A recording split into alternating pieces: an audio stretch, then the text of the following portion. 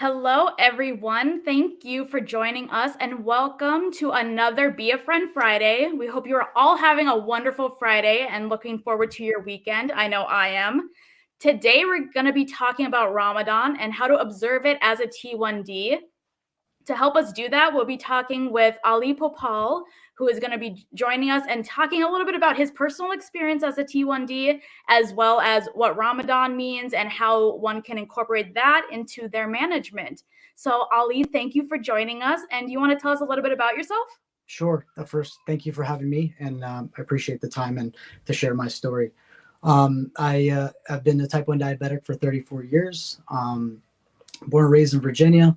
I've had many experiences with diabetes, good and bad. I've experienced DKA throughout my life, and I've been diagnosed with diabetic retinopathy. So managing your blood sugar is obviously a big thing with being a diabetic. But as technology has advanced and my experience, I've been able to manage my blood sugar much better now with using a CGM, which is a glucose monitoring system. I use Dexcom, which manages my blood sugar real time. So it's been amazing. So I can show you right there, which is pretty sweet to be able to check my blood sugar at any time without pricking myself 5+ times a day. And I appreciate you guys having me and glad to share my story.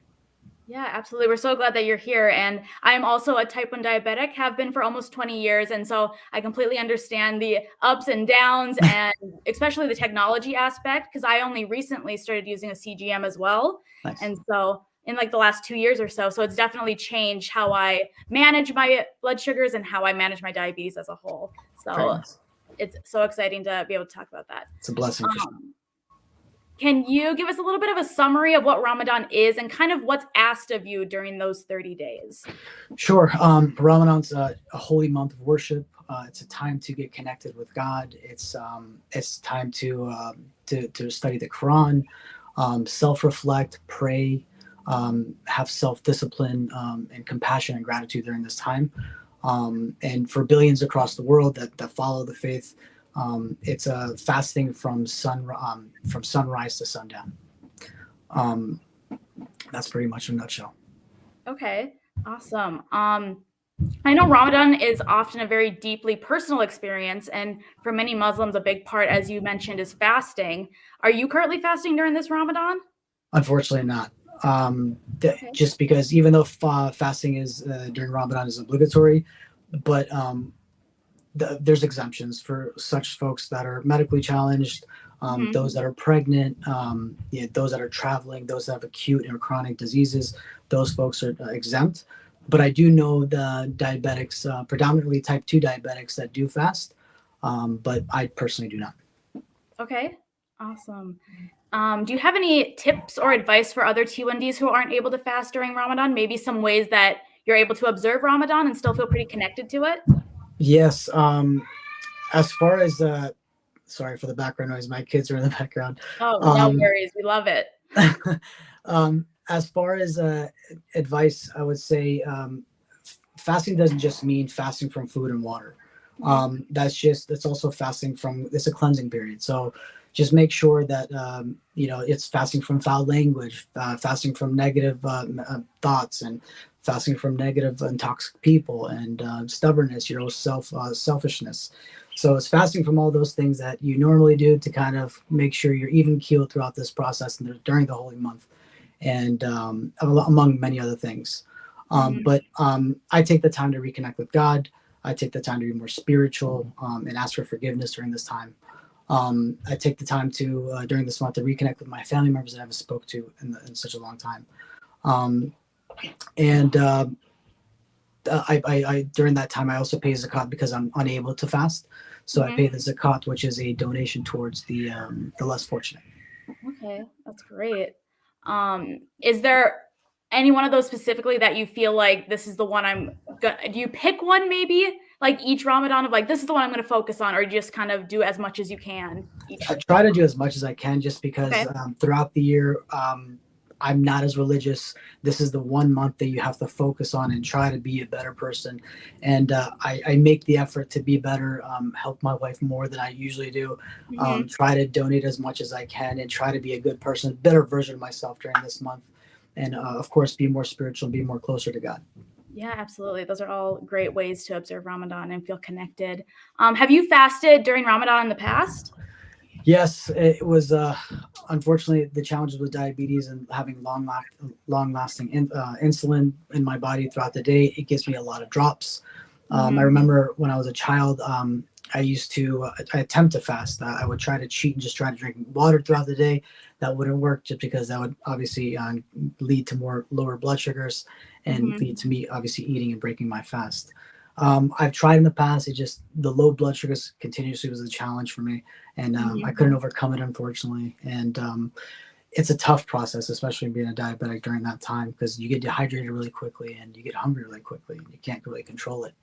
Yeah, absolutely. And I know for me, it's often like when I start dropping, I get very anxious and it stresses me out more. Did you find that that caused a little extra anxiety and stress for you as well during that time? Yes, for sure. That one, and then also my peers stressed me out a little bit. It was a little anxiety because you want to be part of the month. You want to share your experiences. You want to kind of, sympathize with everyone else. And unfortunately, you can't. And it was frowned upon because I would have a low blood sugar, and I didn't mean to eat like a piece of candy or a cup of juice in front of somebody. So I'd have to hide myself. And anytime someone would catch me, they'd kind of give me a mad face or kind of give me a look, and I couldn't control it. But they don't really understand.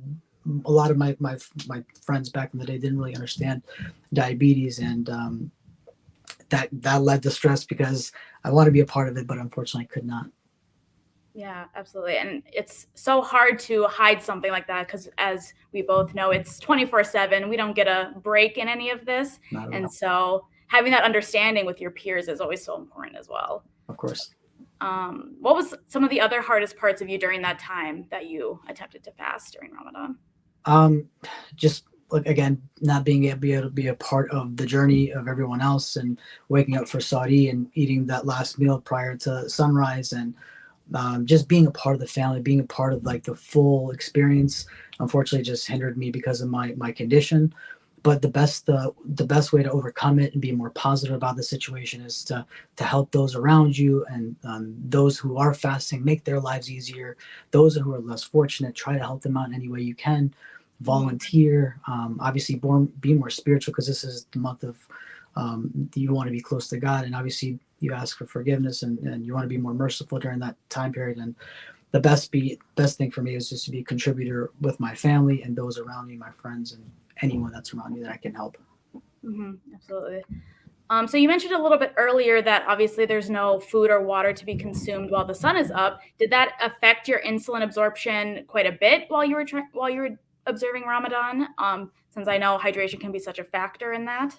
Yes, because even when I did attempt, if you because the long lasting insulin obviously it affects you, and if you try to skip and not take the long lasting insulin, your blood sugar increases, and at Mhm. that point can lead to the ketoacidosis, and you don't want to get to that level because that will lead you to the hospital.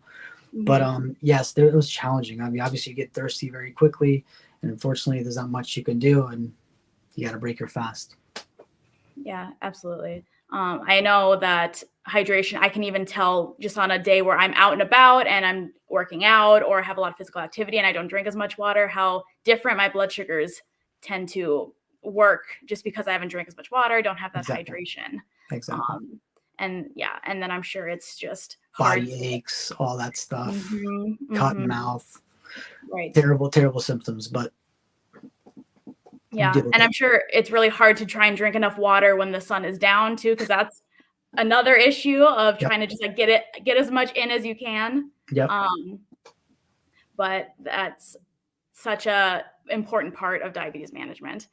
Of Um, course. is there any other struggles that you have found in maybe in your 34 years that you've overcome with help or maybe it was pointed out to you during Ramadan or something like that? Um, Not necessarily just using your resources. If you are a type 1 diabetic and you're attempting to fast, my advice would be to just be mindful that you have a condition. Don't push yourself to the edge. Don't hurt yourself. Try to be mindful that you have a medical condition. So if you're going to attempt to fast, have a piece of candy with you because in case you have a drop. Have a lot of water with you in case you have a high blood sugar, or have some insulin with you just in case you increase blood sugar, just in case you have to manage it. Mhm. Um, but best way, even if you're not fasting, just be a positive light during this month. Try to be a resource for those who are in need, and try to help out as much as you can. Yeah, absolutely. Do you have any other advice for T1Ds in just for management in general? Maybe tech that you use that you found really helpful, or different insulins, things like that? Yeah. So I've used Traceba, Mhm. and I use this. I used to use Lantus, which was probably about a 12 to 18 hour insulin, long lasting insulin. This Traceba now works 24 to 36 hours, so I don't have to juice myself every so often. Mhm. But Lemjev is probably the lifesaver for me, because you could Mhm. be eating food, you could already be almost done with your meal, and you could essentially inject yourself with some insulin, and kicks in right away. So, like a person like myself that's very forgetful, Yeah. Lemjev is a lifesaver, and it balances my blood sugar almost instantly. So That's it's a blessing. that's awesome. Yeah, I also use Traceba actually, and I used to use Lantus when I was quite a bit younger. Yep. And I've even noticed in using Traceba, it really like levels out my blood sugar very, very well. Yeah. And it's been so helpful. And I mean, my CGM is also really great to help me, Yeah. figure out where I'm at, because I think I used to guess a lot more than I do now. Same here. My wife doesn't like it at night times when I get a low blood sugar, because that alarm goes off constantly. Mhm. But it's a reminder. Hey, wake up, go get some food. Yeah. I mean, I will say every time my Dexcom goes off during the night, I get annoyed, but also I'm like, thank you, I guess. I Like, know. You it's wake up with a great. 40, you're like, oh my God, let me get some juice. Yeah, exactly. And you're like, but it's 3 a.m. I only have so many hours left of sleep. Why are you doing this Exactly. to me? Exactly. The Um, challenges of diabetic. ugh, honestly. And I feel like that's something that a lot of people may forget that happens a lot to us. Like, Yeah. randomly in the night, your blood sugar will drop and you may not know why. Yeah. And it's hard to be like, oh yeah, I took too much insulin, or I didn't have enough carbs, or whatever it was. And now Exactly. it's at, 50 and it's 2 a.m. and I'm just going to sit here and drink a juice box. Exactly. Exactly. We have a few questions from the chat. So one question is, do people in your community understand what type 1 diabetes is? I know you mentioned they didn't as much when you're younger, but what about now? So a lot of my family members, I think I was the only type 1 diabetic in my family that Mhm, actually injects insulin. A lot of my family members are type 2 diabetics, so mhm, they take metformin or stuff like that, or they're like on the edge of being a type 2 diabetic, so they're able to kind of function like a normal person, or the pancreas mhm. functions somewhat.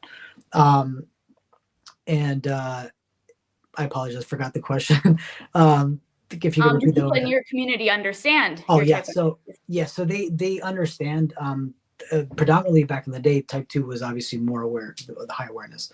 With Mhm, type 1, yes, now there is, now that they, at least in my family, they know, because as soon as they see a low blood sugar, if I'm acting a little odd, they'll be to my aid and help me out. But more than the past, a lot of folks are more aware of type 1 diabetes and the effects of the long-term effects if you don't manage it correctly. Yes. mhm, absolutely.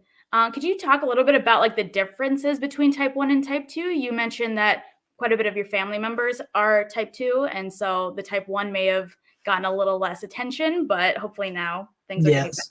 So a lot of folks always misconstrue type 1 and type 2, because they're like, well, don't you just take a pill and you're okay? And when they Mhm, see you take the shots out, the syringes out, they're all like, oh my God, what's wrong? And you got the difference between the two, honestly, is type 1, you're insulin dependent. Your pancreas does not produce any insulin to break down the sugar that you take in.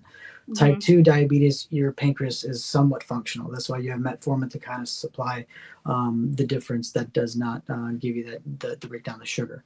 But I'm 100% reliant on insulin, so that's why it's key to have insulin with us. So if you don't have it, I remember when I was younger, 48 hours, because when you're a kid, you're not thinking much, and you're just having fun and doing what you want. You'll have cake, and you're not, if no one's around you, you'll cheat.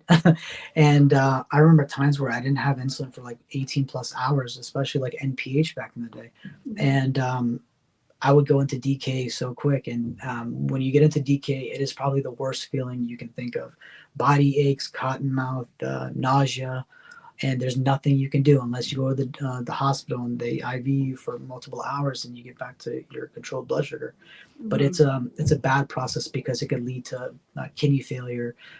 Now that I've been diagnosed with diabetic retinopathy, it's if I don't manage it correctly, if I don't take care of it going forward, it could lead to blindness, and Mhm. that's not where we want to be. Right. Absolutely not. I remember being young and my mom watching me so closely. And I mean, I owe her so much to how healthy I am now and am able to manage it now. And yeah, it's interesting. No, like being diagnosed so young and then being an adult and kind of seeing the progression of how you learn to manage it. And like sometimes things get easier, sometimes things are just hard. But you learn to come up with different tips, different ideas. Yeah, And I would say the biggest challenge for me was when I was younger, when I first got diagnosed. When I was born, my mom was really sick, and so we were more or less kind of taking care of her than my mom taking care of us. And my mhm, father was always working, so I technically was learning on the go, and I had to force myself to take my to test my blood sugar or give myself the insulin. And when you're 8, 9 years old, you're really kind of just being a kid. You don't want to mhm, have all that responsibility, but with going to the hospital multiple times and being educated multiple times, seeing multiple nutritionists and figuring out ways to manage the blood sugar. And when you get affected with your body or your internal organs or your vision, it's a wake up call and you have to manage it. absolutely. Well, I think we're almost done here. Do you have any last thoughts before I close this out? No, thank you for your time. And if anyone wants to share their experiences or their stories, feel free to contact me. I'd be love to interact with those who are type 1 diabetics, just because it's good to share those experiences with type 1 diabetics. And you need to stay connected because you're not alone. There's a lot of folks that are type 1, and it's good to kind of be in the community and reach out and use your resources. Yeah, absolutely. That's a great point. There's the T1D community is very large and very vast, and it's so great to be able to connect with those who are also experiencing the same things as you. And for anyone who's interested, you could also share a blog with us and tell us your story, and we'll be able to highlight you and kind of your successes and things that you've come across in your time. So please look out for that if you want to submit something for us. And we'll be posting content on our social channels throughout the month in relation to fasting and any other tips for T1Ds during this time of Ramadan. So I want to thank you, Ali, for spending time with us and offering your advice and personal experience into the observance of Ramadan as a T1D. And thank you all for watching and following along on this afternoon. We appreciate you taking the time to learn more about Ramadan and what that means for a T1D. Thank you very much for your time, and happy Ramadan to everyone else. Thank you. Bye, everyone. Take care.